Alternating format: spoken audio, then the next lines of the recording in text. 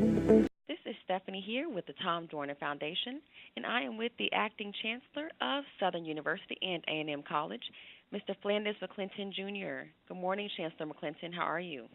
Good morning. How are you today? I'm well, thank you. So recently, the university came off homecoming.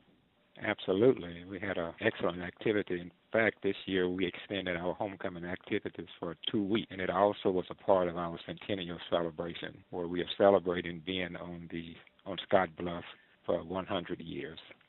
Yes, and how has it been celebrating the Centennial? Oh, they are doing an excellent job. They are performing all our games, and they are performing at almost each Centennial activity that we have. Very proud of them.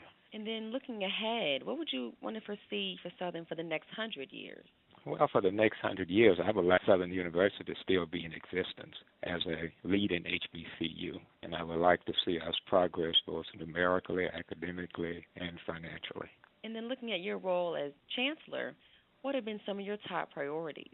Well, some of my top priorities, I've been Chancellor for approximately 4 months, and my top priorities have been focusing on recruitment and enrollment. One of our objectives this year is to be able to increase our enrollment at the university. We have had a slight decline in enrollment since we implemented our selective admission, and our goal this year is to increase enrollment. And we are doing that we have already restructured the enrollment area, our enrollment management area, and we are also in the process right now of providing additional resources and increasing the staff. As you know, another area we are looking at is retention.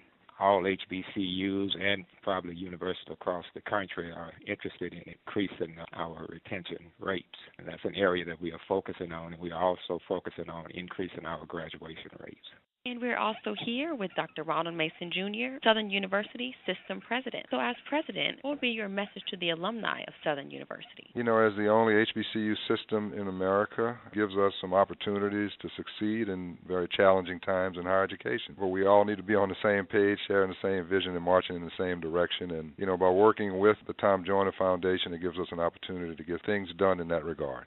And we're now going to go into our lightning round. So I will just ask a few questions, and then you can just answer with the first thing that comes to mind.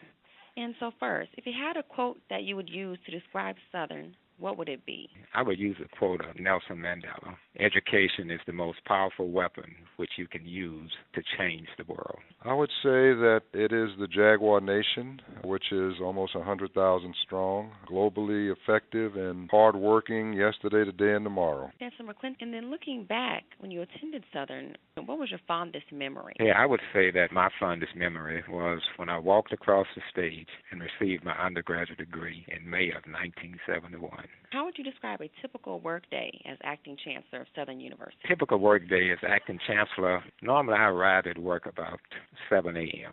And usually the first thing I would do is open my emails and read them and text messages.